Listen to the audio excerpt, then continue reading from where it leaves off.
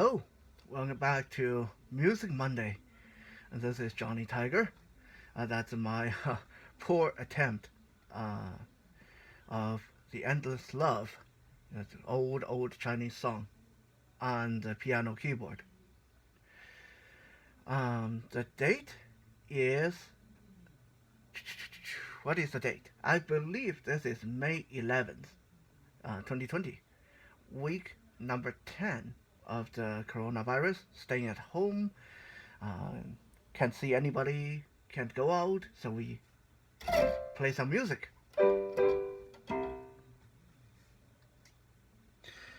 It is a kind of unsettling and disturbing experience when you find out something about your parents that you never knew about before. I mean, these are people that you grow up with. These are people who you're supposed to be the closest people to them. And these are the people who you eat with, sleep with, they educate you, they're there in your life every day. You can't even get rid of them when you wanted to. But then you find out that there are things about them that you never knew about. And that's a very disturbing feeling. Take me, for example.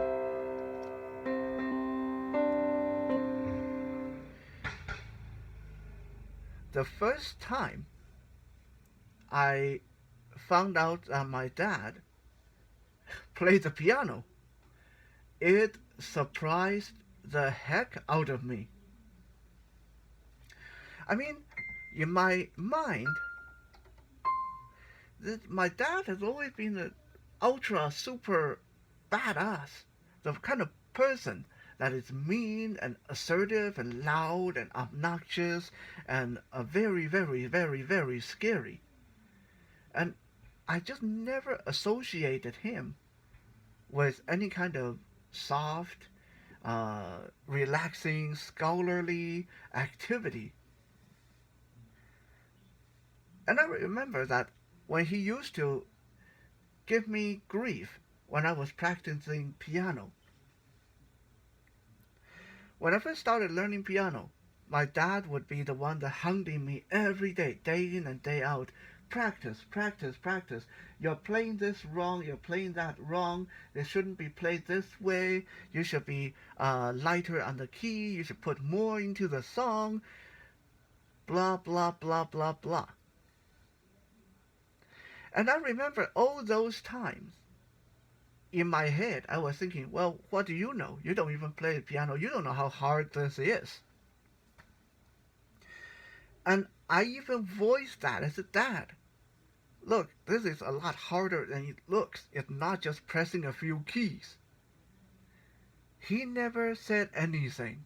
He just kept asserting that all you have to do was practice. It was when I was 10 years old. I was upstairs doing my homework, I guess. Or maybe I wasn't doing my homework. Maybe I was just lazying about like a lot of 10 years old would do. No one else was home but my dad. And I heard coming from downstairs,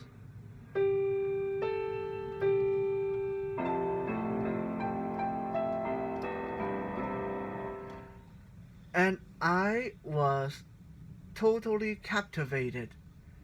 I went downstairs, I stood in the entryway of the living room, and I heard my dad play that very same song in that very same way that I did in the intro of today's diary entry. And I stood there feeling somewhat foolish and ashamed of myself because all this time I thought he was just a bully. All this time I thought he was someone who didn't know what he was talking about.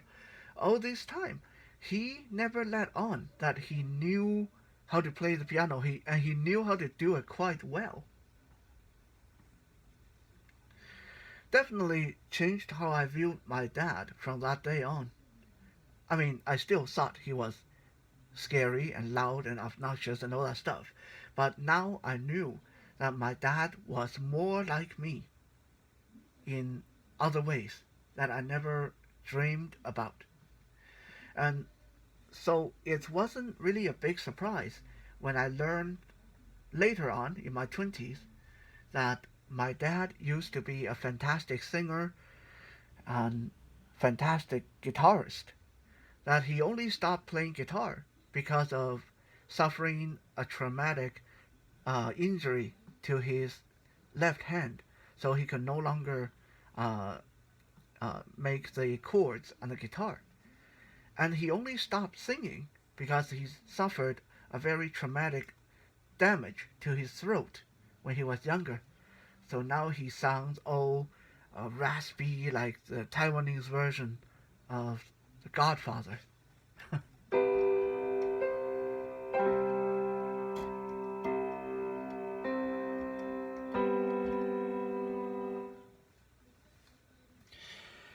Now, probably something about me that a lot of you guys that listen to my music, that have been buying my albums and stuff like that. By the way, if you want to look at my music, just go to iTunes or Apple Music or Spotify and type in Johnny St. Tai. That's JOHNNY space ST like in Saint, and then space and then TAI, Johnny St. Tai, or just go to johnnytiger.com. You can also find a lot of my earlier samples on this YouTube channel here. That's another thing. A lot of you that listen to my music and might have purchased my album and seen me in concert have always given me great compliments. So for that, thank you. But a lot of you probably don't know this about me either. That for the longest time in my life, I could not play the piano and sing at the same time. I could do guitar and vocal, no problem. But it was murder trying to get me to do piano and vocal. Because for the longest time, I couldn't get myself coordinated. For the longest time, it would be something like, let's say if I was to sing The Rose.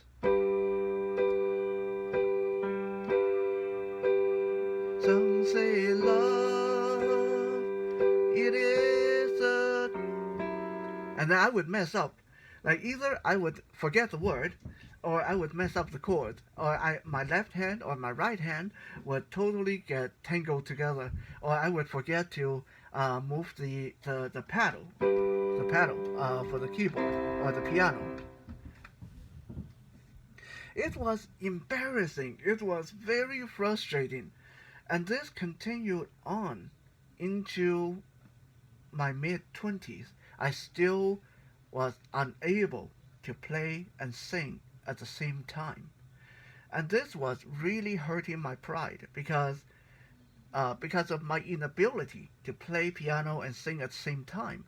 I always had to draft someone to play for me or to sing for me when we had a concert, if there's a piano or keyboard piece involved.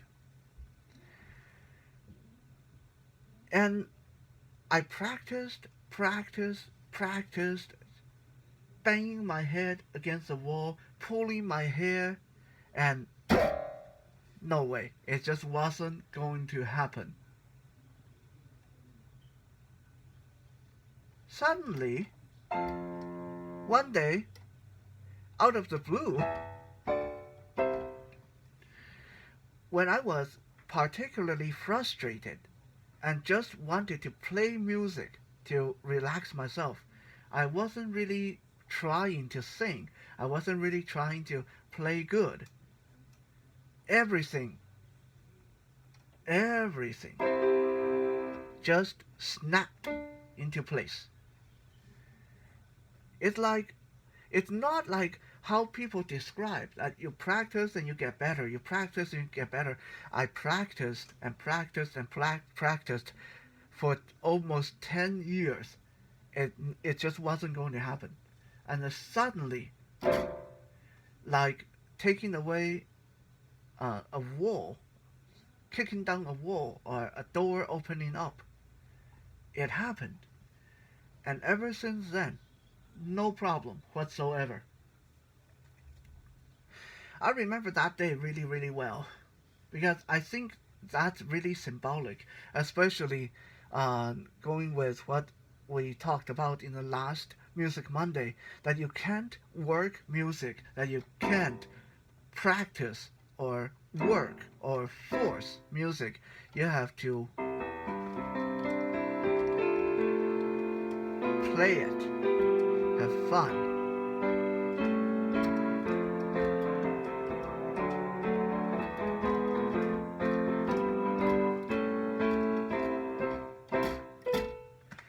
Have fun with it. You have to have fun.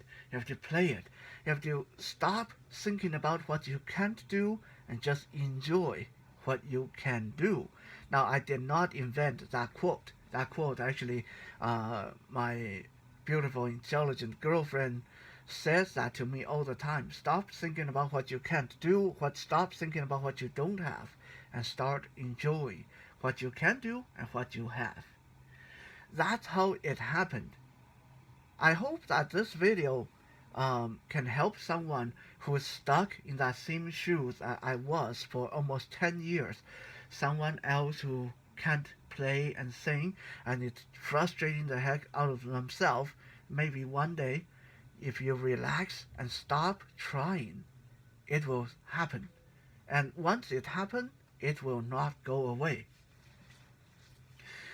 That was an afternoon when I had a big argument with my mom, and everything wasn't going good at school, everything wasn't going right at work.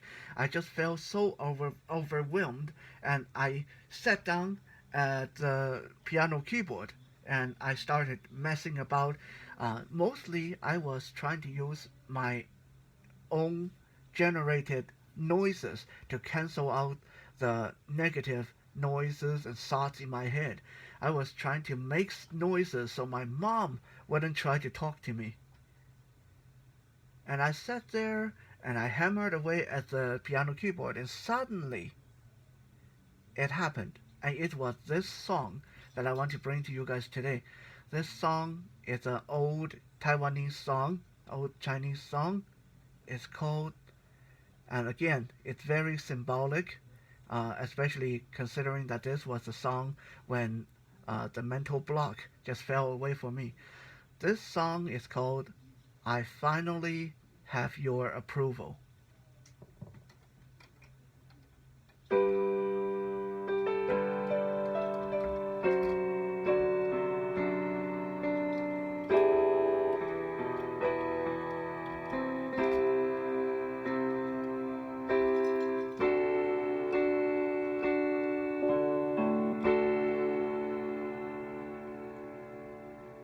我手站在这舞台，听到掌声响起来，我的心中有无限感慨。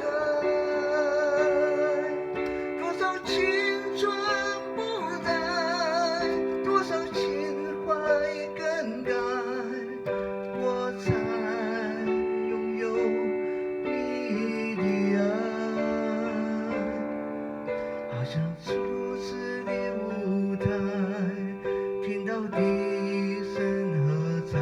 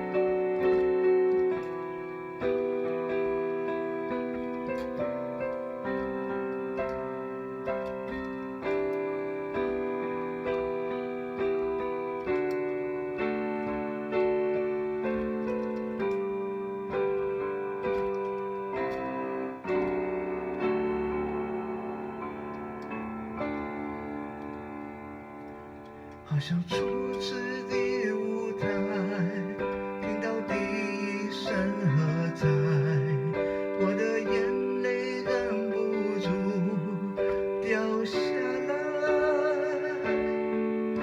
经过多少失败，经过多少等待，告诉自己要等待。掌声响起来，我心中明白，你的爱将与我同在。掌声响起来，我心中